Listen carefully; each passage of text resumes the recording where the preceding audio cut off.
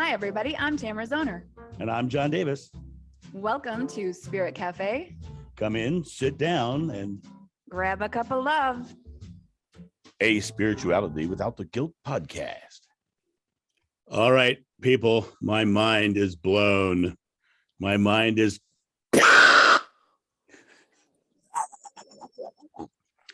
I just took, or started taking, the passion test with Tamara Zoner, the happiness coach. Right?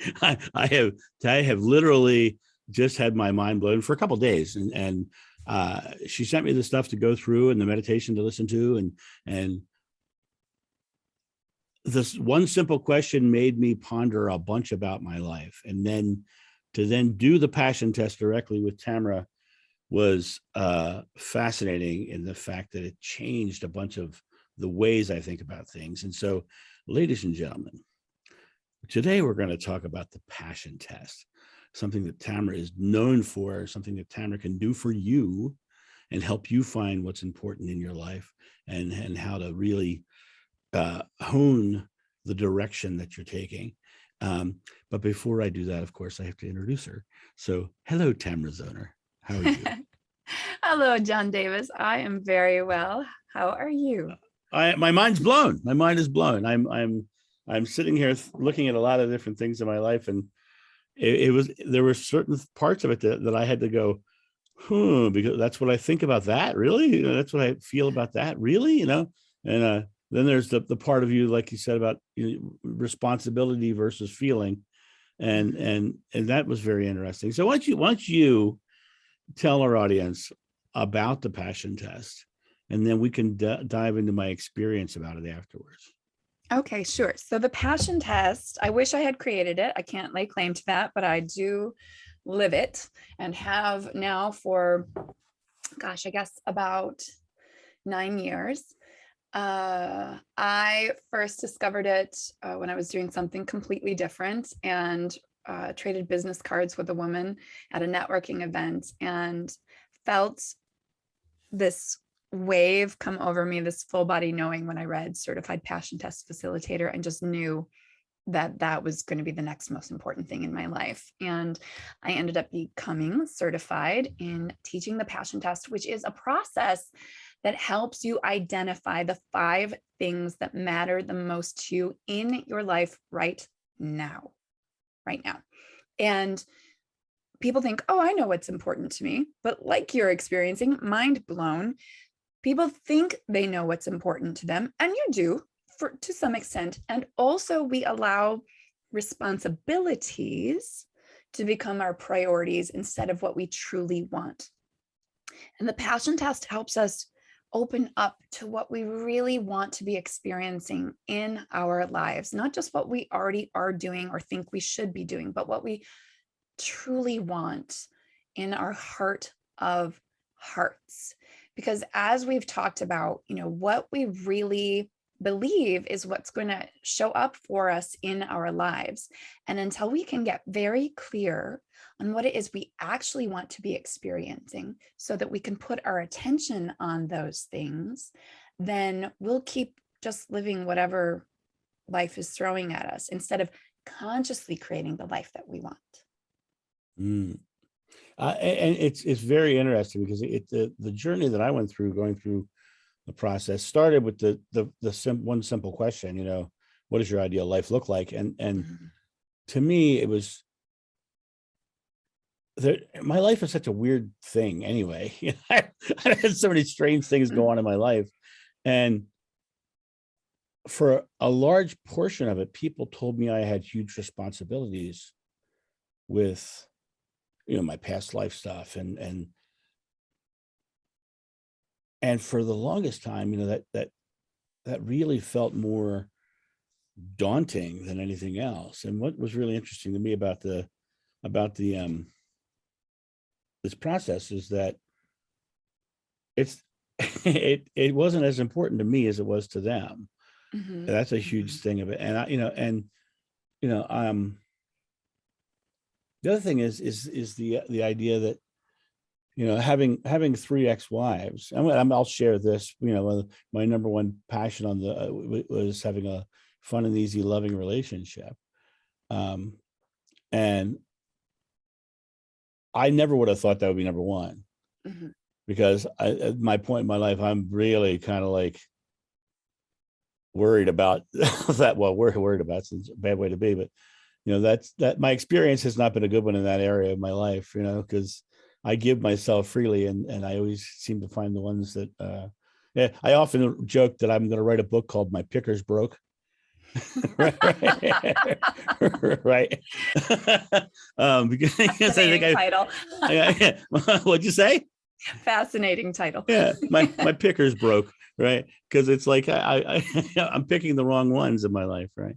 And here's the beauty of that. So, like I was saying before you hit record, you have this passion being in a fun, easy, and supportive, loving relationship. And now you get to define what that looks like. And so right. you draw on your past experiences of what didn't work well for you. Like you, and I believe we've talked about it, and I am also guilty of this, will give yourself away within a relationship. Mm-hmm. And so one of those markers then becomes, and folks, a marker is what we put under the passion to get even clearer on what that passion looks like when you're living it to a 10 and you're truly in that ideal life experience. And so a marker might be, I have clear and healthy boundaries in my relationship. Mm. And another one could be, I give and receive in equal measures in this relationship.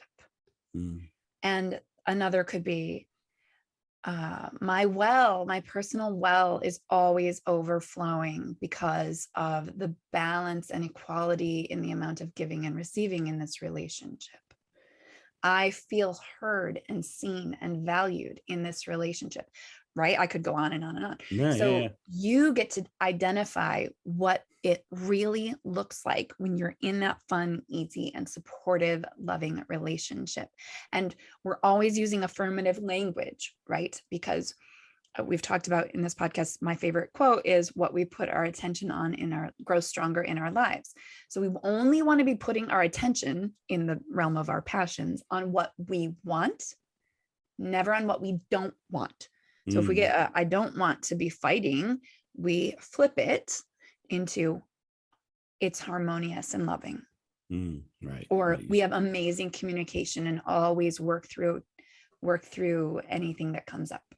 Right. Well, and that's the basic law of attraction. You focus on negative, the negative aspect, you're going to be bringing that into your experience.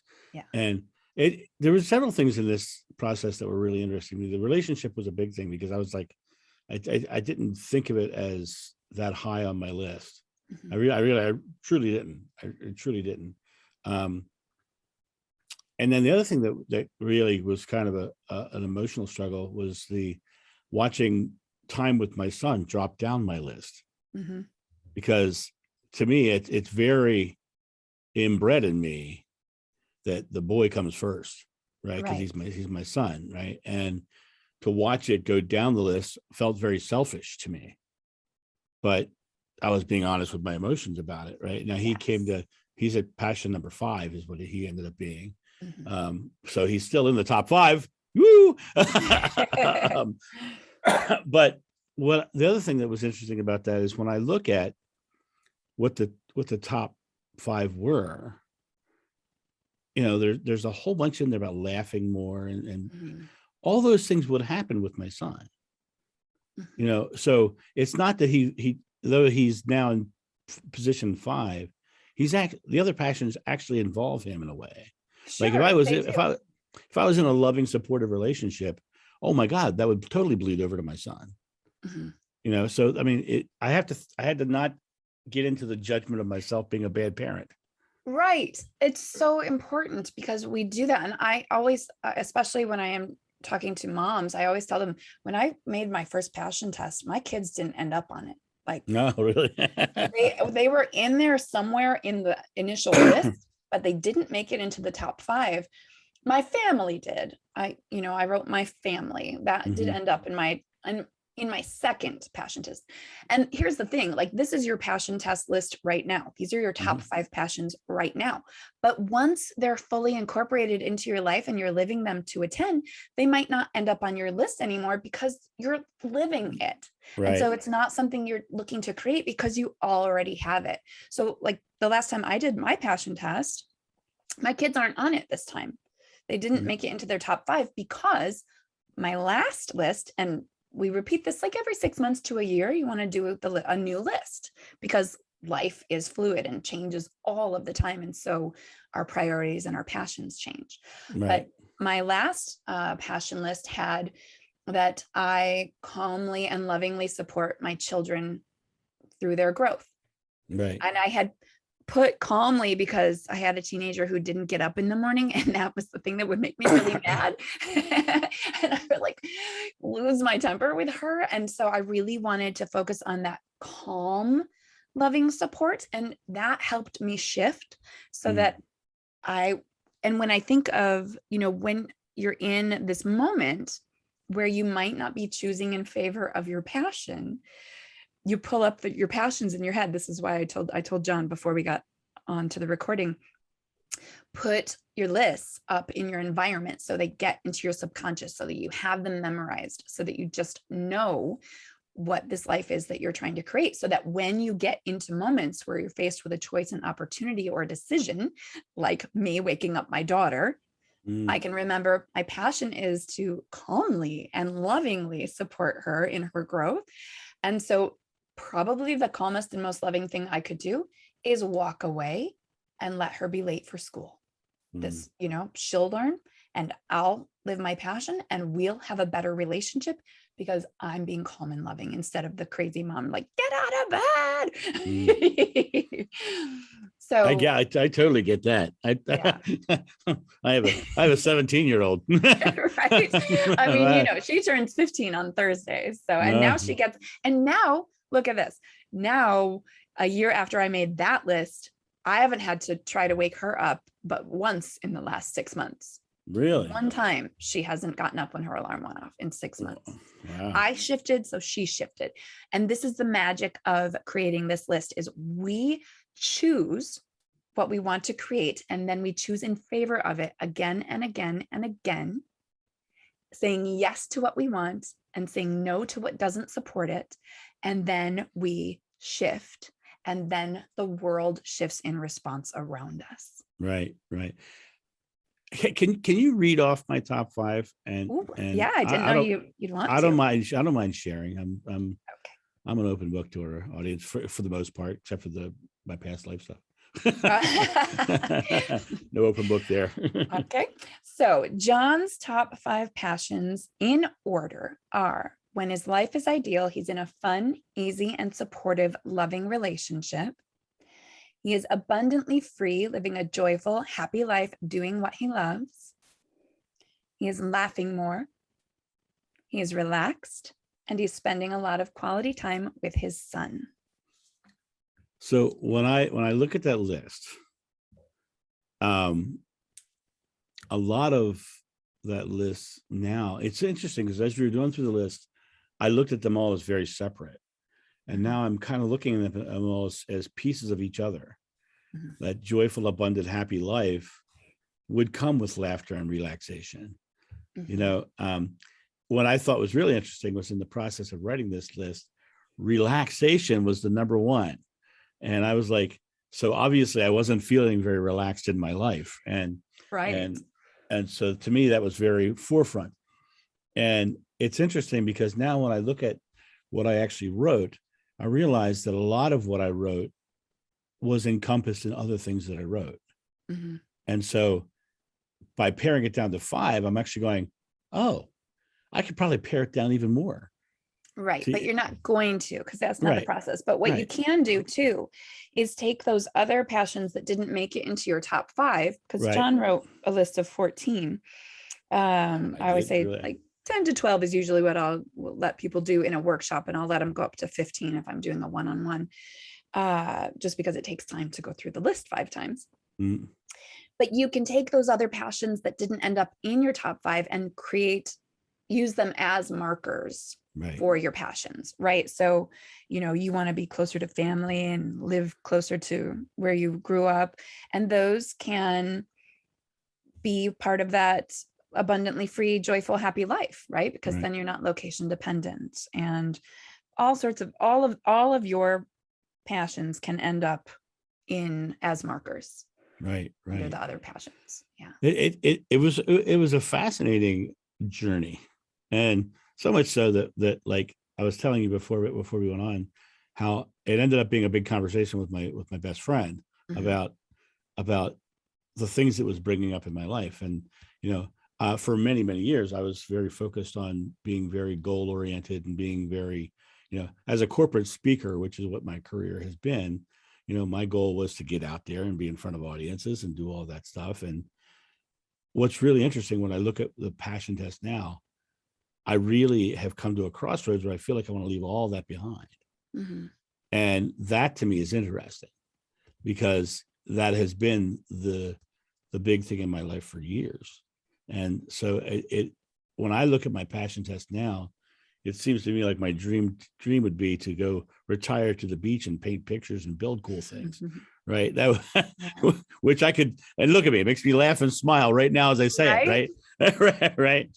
And, just enjoy my being me. And it's funny because this podcast we're doing, the Spirit Cafe podcast, it feeds my soul on a lot of levels, because it allows me to get it, because spirituality is just a part of who I am in Mhm. general.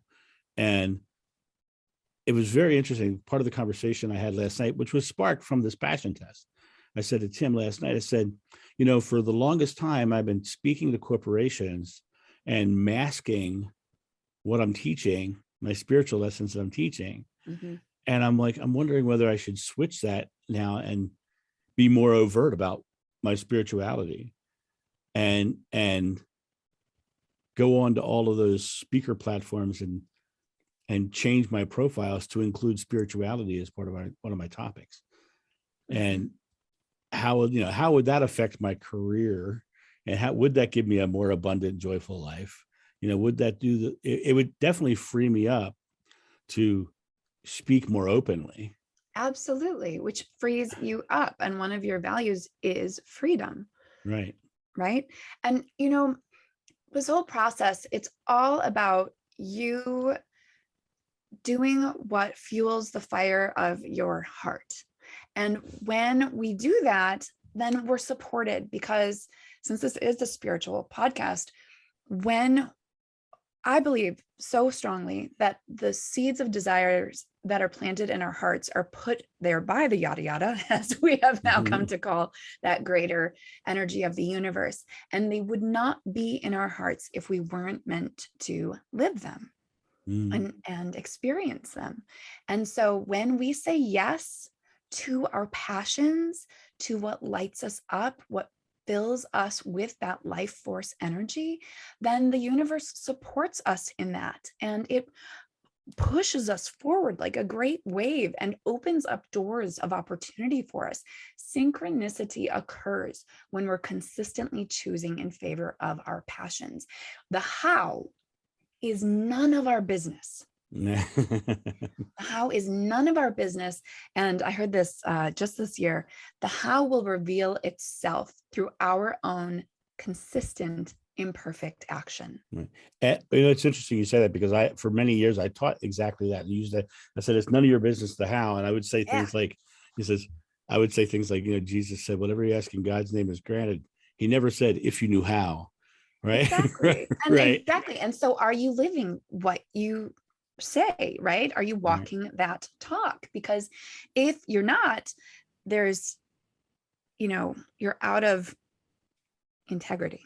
Right. And Well, and focusing on your passion and what you want to experience in your life. mhm, Right. Give yourself permission to mhm. look back and laugh at how it happened, Yeah, yes, because because you can see right. the magic in it. Like, holy Right. crap, like us, like this podcast, right? I mean, this is not technically on my passion test, but in fact, One of my passions is I feel alive, fun, flirty, and free. That's my number 4 passion. And having these conversations with you each week or every other week, whenever we do, helps me feel alive and it's fun, right? And so it Yeah. creates that sense of fun and freedom and aliveness. And hey, sometimes we flirt a little too, because that's Yeah. fun. And And we that laugh. We we laugh laugh a lot, and all this the time. really supports that passion, right? So you find that they do start to show up in multiple areas of your life, and it's this beautiful thing that you can look back at that list. And we scored John's passions today, so he'll be able to look back and say, oh, well, now this score that was like a 2 or a 3 is now a 7 or an 8, and holy cow, that's so cool. And it's Mhm. all because you've put attention on those. My last list I did on July 14th, and my scores have increased a whole bunch, and they had increased within a month, because Mm. just getting clear on what I wanted to be experiencing more of in my life opened it up to me. Mm. Yeah, it's amazing how where your attention goes is where your experience is. Yeah. Where your attention goes. And so, they say perception is reality. Well, perception is a choice.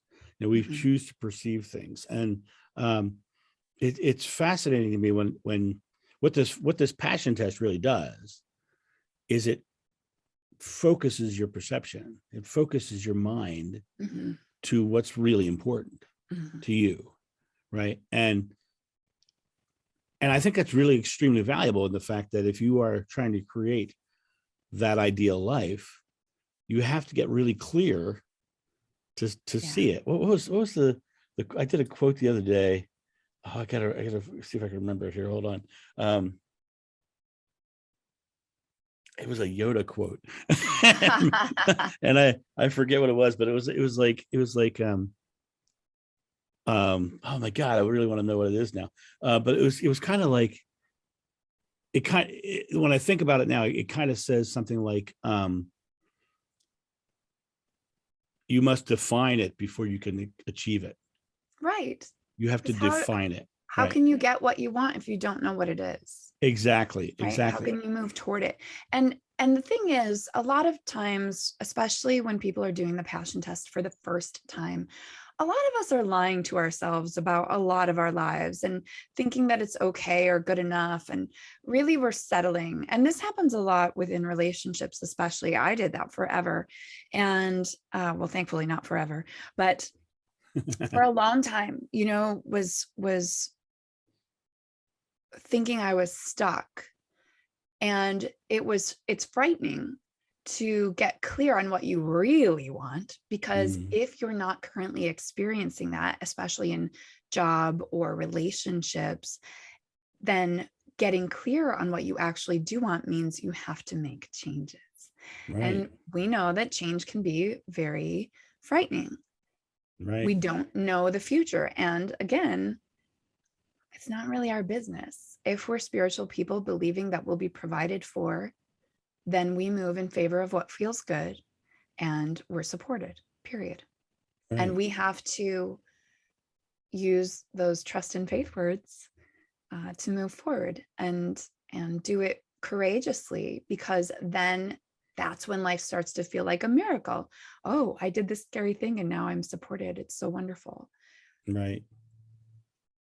It's so true. And it's if you're not willing to put yourself out of your comfort zone, you'll never achieve anything you want in your life Yeah, and you because won't truly live. right. All your goals are outside of your comfort zone. Mhm. And that's the thing that most people don't realize is that, the things that they want, the reason they want them is because they're outside of their comfort zone. Right. Yeah, Right. If they yeah. get rid of the wanting and just go jump out of their comfort zone. My friend Dan Thurman, you know, top-notch corporate speaker guy, wrote a book called Off Balance on Purpose. And Nice. when he does his speech, he gets up on a 6-foot unicycle, and he's up on a unicycle. He says, the thing about a unicycle is, he says, it really is not riding a unicycle; it's controlled falling. He says, because what you're doing is you're getting yourself out of balance to lean forward to create momentum to go forward. But you have to put yourself out of balance first before you can achieve that motion.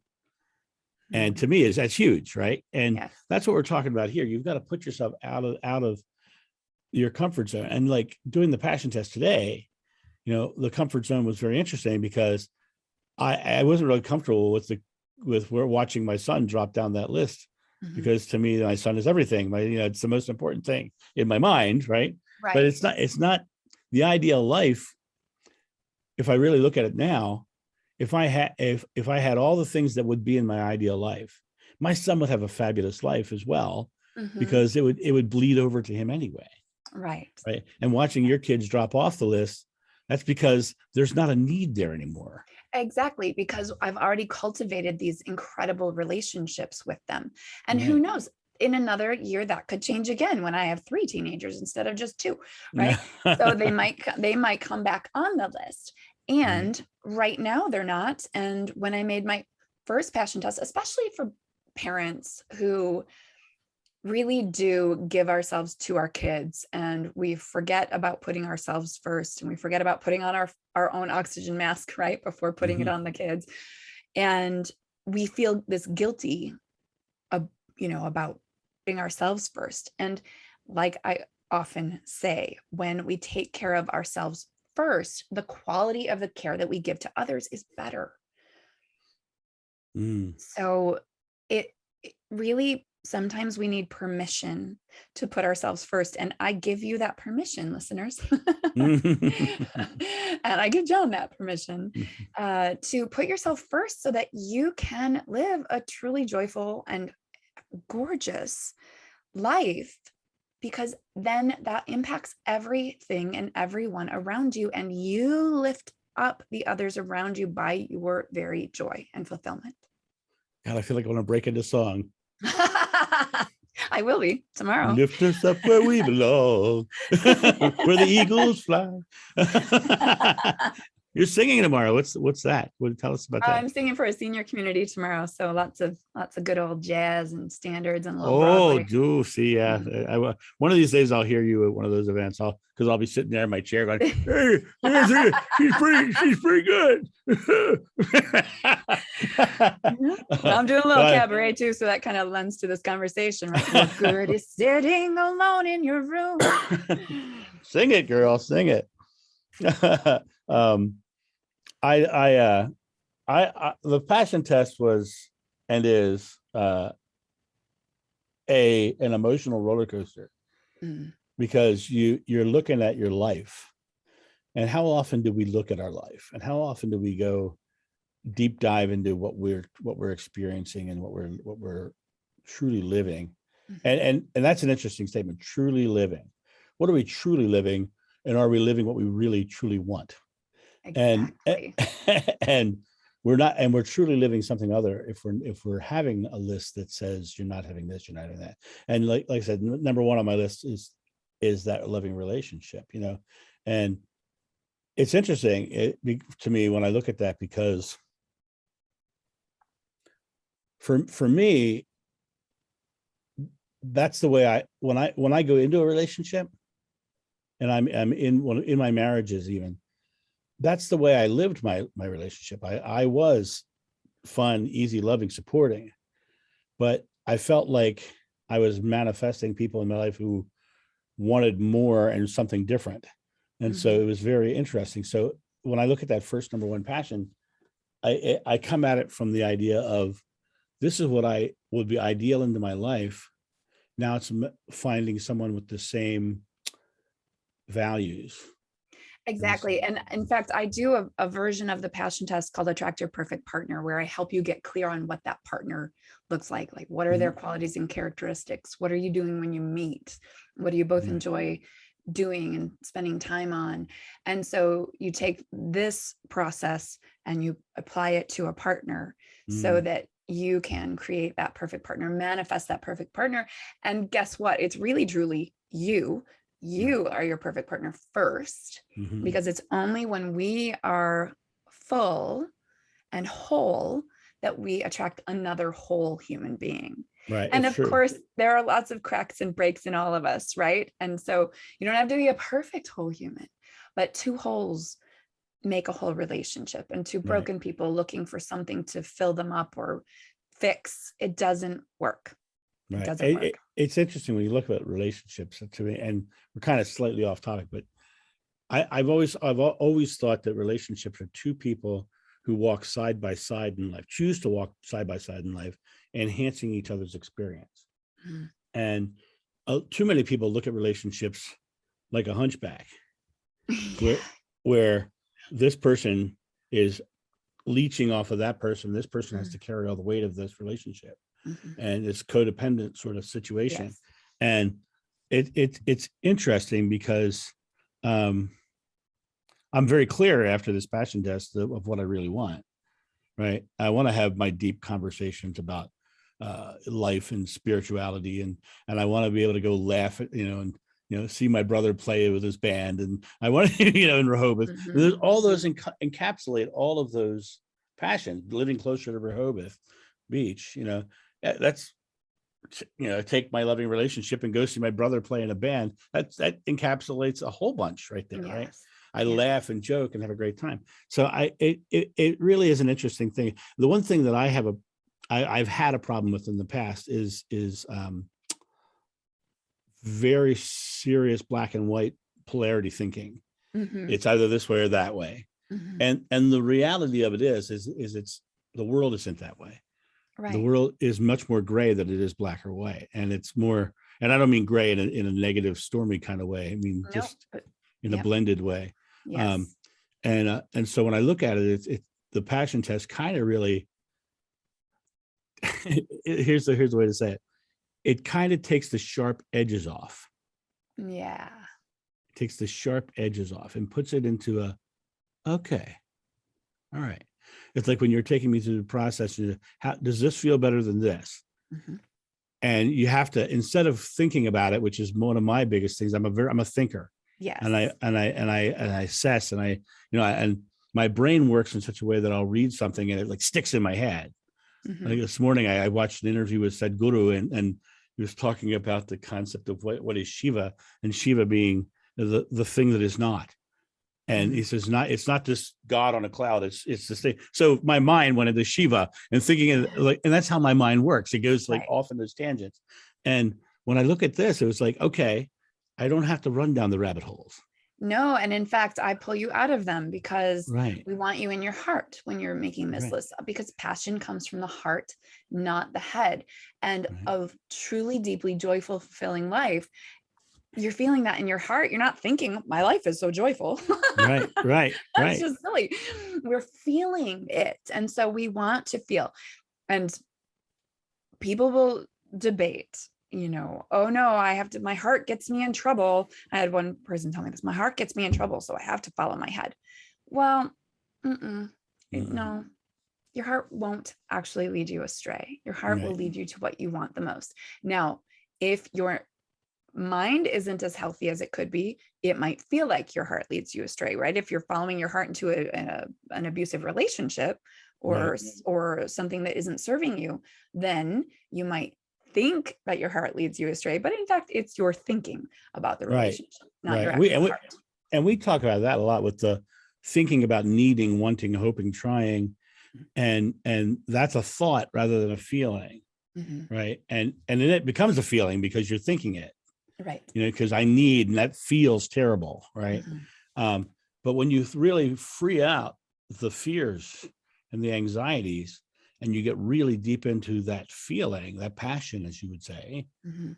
right, it's a very different thing. You don't have those negative connotations. And Mm-mm. and the thing is when you are, the universe, God, consciousness, yada yada, whatever you want to call it, Mhm. is a reflection of you, and a reflection of what you think, do, and say. And if you're in this process of thinking, doing, and saying, needing, hoping, wanting, trying, you're creating that in your experience. But when you really get deep into your passion, none of that exists. Mhm. None of that fear exists, because you're in passion as opposed to in fear.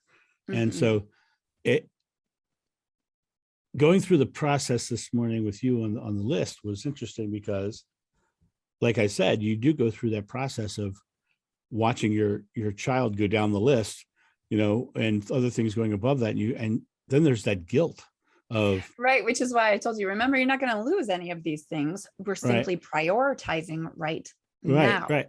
And then there's still the judgment of, why isn't my son the top priority? Well, the judgment's on you, my friend, because that's the other thing is for that moment, for those few minutes that it takes us to go through and get to your top 5, we have to practice the release of self-judgment Right. and know that we're just playing here. Well, Right. and the interesting thing is also that my son dropping down the list Mhm. was a good thing, because Mhm. that means things are okay there. Exactly. Right. Exactly. Yes. Just like He's my with kids falling off my most recent list. right. Yeah, he's with me half the time. He's half of every week, and we laugh, we joke, we have and so to me it's to look at it now. It's like, okay, I don't have to think about that because it is good. It is Mhm. working well. Yes. And so now what do I want? And what do Yes. I, and that's where I got into the idea is, does this feel selfish? I think I said that during the thing. Yeah. I said, this feels a little selfish.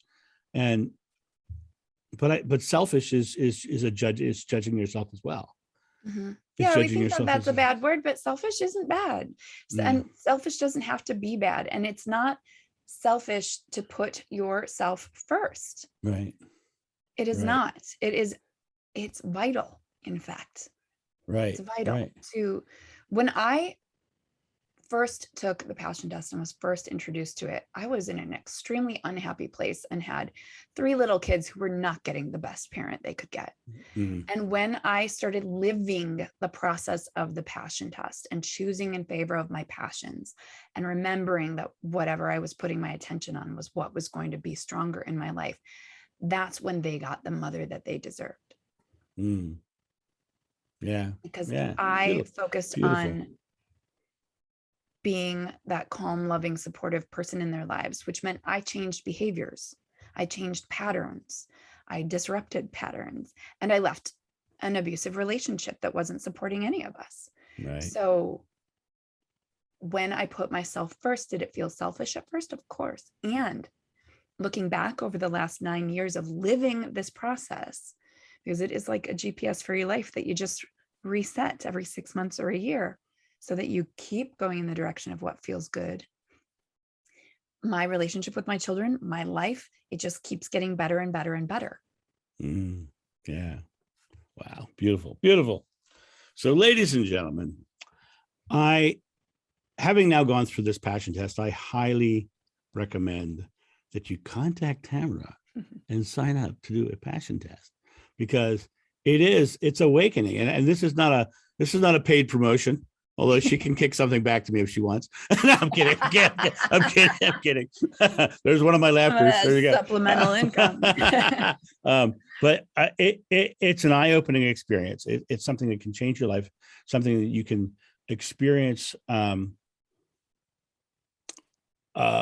where you really sit in your life. And I think it's really important that we all take those moments of assessment and figure out what is most important in our life, what is most passionate in our life, and what is the thing that we need to focus on. And for me, I'm going to be thinking about it, because my mind's going to go there, and I'm going to and then I'm going to go Sure. down, and I'm going to look at the process of it. And I'm sure Tamara's going to send me stuff, and we're going to look at other things, and I'm going to figure out my markers and all that. But you want to make sure that you take advantage of Tamara while her schedule is not that full. Yeah. Right. Right. Yeah. Jump on, And because it's coming. She's getting busier and busier every I day. am. I am. And the thing is, there is a book called The Passion Test by Janet and Chris Atwood, and it's a great resource to have, but I never want people to try to take themselves through their own list. Don't Mm. do it. Contact a certified facilitator, namely me, because I'm really damn good at this and helping you tweak your language to support yourself in this more conscious journey that you are ready to take. So yes, reach out to me. We will schedule your workshop. And if you happen to live near where I do in the Detroit metro area, I actually have an in-person outdoor workshop coming up on the 19th. So if you're nearby, that's in person's always more fun. And Zoom is the way right now. So if you're Zoom is further the way. afield, and I've been doing passion tests over Zoom for as many years as I've been doing the passion test, because I was certified in Oslo, Norway, and lived in England, and most of my clients were still in the US. So yeah, Zoom is our friend. I can't recommend it enough. And I think everyone should jump on the opportunity to do it with someone who can guide you through it, who understands it. You can read a book and you go through the process, but it takes as Tamara said, someone who has done it many times, certified, who can listen to what you're saying, hear the words you're saying, tweak the things you're saying, and then walk you through the process. So make sure that you avail yourself of her services. And help you to be as courageous as, because I'll hear what you want, even if you're not saying it quite the way you want it, because you're holding back a little. Right. So yeah, thank you, John. That was an honor to take you through your list. Oh, it'll be interesting. I want you take these people out of here. All right. We want to thank all of our listeners and welcome our newest ones. We've had a good influx of new listeners lately. Oh, so special thanks to Kim Carey of Intuitive View.